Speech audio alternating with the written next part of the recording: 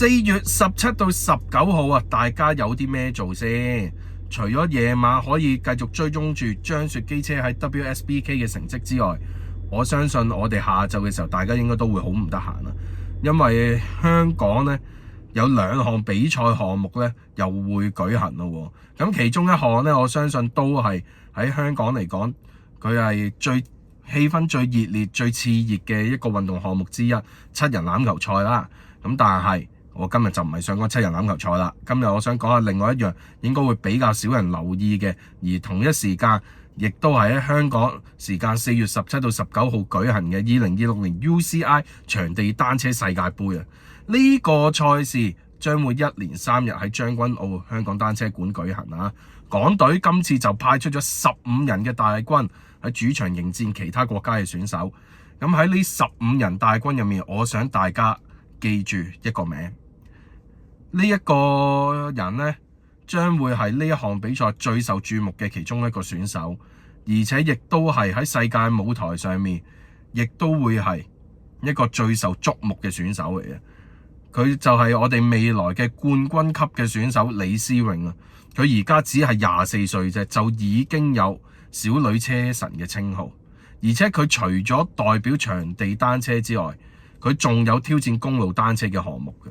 佢近年嚟講呢，佢嘅進步其實都幾明顯嘅，因為你可以見到嘅係佢喺亞洲嘅比賽，慢慢一步一步咁樣踩到入去國際嘅舞台，而佢嘅強項包括淘汰賽啦、全能賽、麥迪遜賽，仲有捕捉賽等等嘅。所以你可以睇得出嘅就係呢啲比賽其實好考驗一個人嘅爆發力同埋耐力，而佢亦都係做得到，亦都可以喺呢啲比賽入面，我哋睇到佢嘅爆發力同耐力都係每一次比賽你都會見到佢有一定嘅進步。而喺啱啱過去嘅2025年嘅全運會啦，李思穎喺主場先後以公路賽啦、全能賽同埋麥迪遜賽同隊友配合，最後贏到3個金牌翻嚟。呢個我相信可以係其中一個香港高光嘅時刻。而嚟到今年2026年啦，李思穎嘅強勢係冇停過嘅。佢喺3月初啫，就喺澳洲帕斯站嘅世界盃入面，又喺淘汰賽同埋全能賽度獲得2面銅牌。而呢2面嘅銅牌，亦都係李思穎第一次喺世界盃級別嘅比賽入面踏上呢個頒獎台嘅。之後佢再喺3月底喺菲律賓舉行嘅亞洲場地單車錦標賽入面，再一次喺淘汰賽同埋捕捉賽入面獲得金牌。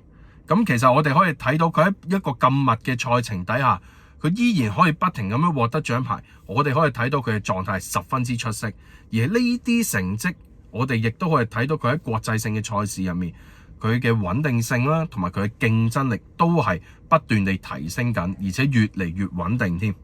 咁但係講到呢度，我相信其實好多香港嘅觀眾啦，或者香港市民都唔係好清楚場地單車賽其實佢有啲咩項目㗎，或者有人睇過場地單車賽都好啦，其實佢都完全唔係好明白呢啲比賽係做緊啲乜，因為呢啲名啊，嗰一個項目個名啊，你聽完你都未必知道係做乜嘅。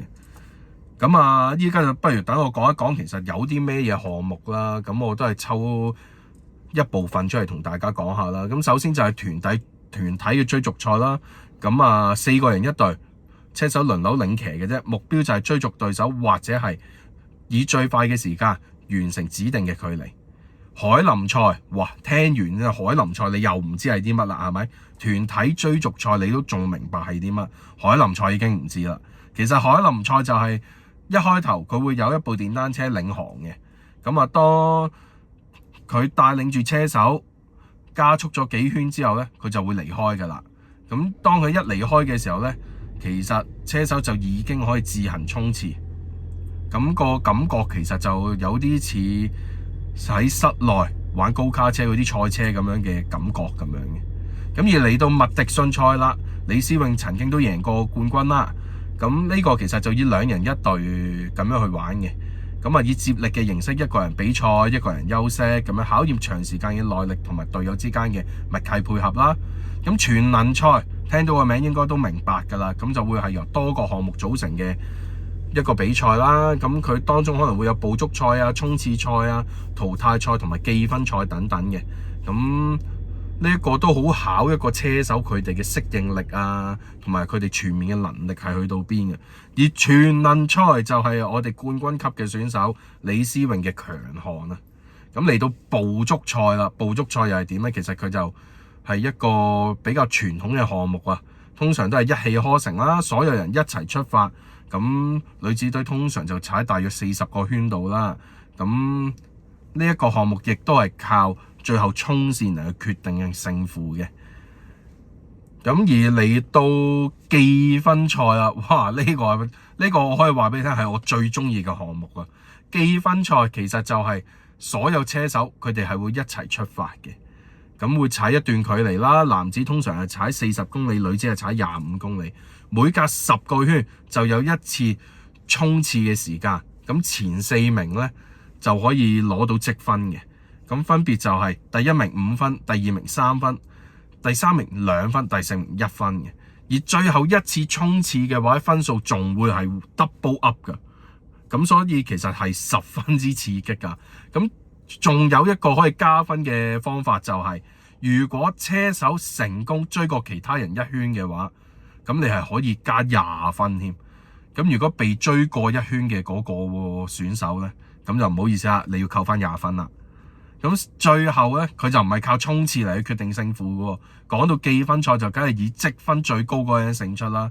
李思穎亦都係試過喺呢一個項目度力壓中國選手，以1分嘅差距贏到冠軍。咁所以呢一個呢，其實呢個比賽除咗考驗耐力、爆發力、策略之外，仲好考驗你嘅數學啊！你自己要知道自己攞緊幾多分啊，而去制定你嘅策略應該係點樣啊。咁所以單車真係唔簡單㗎。咁最後嚟到淘汰賽啦，其實淘汰賽就每隔幾個圈就淘汰最後一個選手啦。咁剩低嘅人就繼續比賽，直到淘汰晒所有選手為止，最後一個就會係贏出呢個項目嘅冠軍。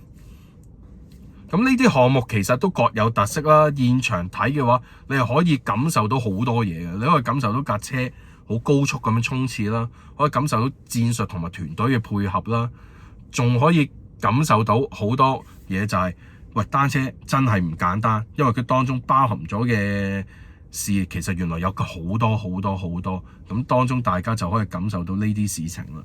咁今次呢一個嘅場地單車世界盃呢，就會有接近400位來自大約40個國家同地區嘅世界級車手參賽啦。而對手越強大呢，對於李思穎嚟講呢，就係一次更加重要嘅實力嘅檢閱啦。而佢喺今次嘅世界盃呢，咁樣檢閱咗自己嘅成績之後，亦都係為之後佢去參加唔同嘅大型賽事而作出一個備戰嘅機會嚟嘅。咁其實除咗李思穎之外啦，呢個好重要嘅選手我哋要記住之外咧，其實講到15人大軍入面仲有其他選手嘅。咁包括男子團體追逐賽嘅隊伍啦，佢哋嘅選手包括伍柏亨、廖正賢、朱俊偉同埋馬適飛等等。咁佢哋呢個男子團體隊伍呢，其實喺柏斯站啊已經係歷史性奪得銀牌添。咁今次如果喺主場出擊嘅話，我相信佢哋亦都會有更加強大嘅信心，可以去爭取唔同嘅獎牌啊！咁我相信整體嘅陣容亦都會參加唔同嘅項目，而我亦都係希望佢哋能夠可以喺當中獲得獎牌啦。咁總括嚟講，李思穎今次喺自己嘅主場入面，亦都係港隊入面最突出嘅女選手。由2025年全運會金牌到柏斯2銅亞運金牌，佢嘅進步大家都係有目共睹嘅。今次再喺主場出擊嘅話，一定更加備受關注。而呢個賽事亦都係香港單車運動嘅重要舞台。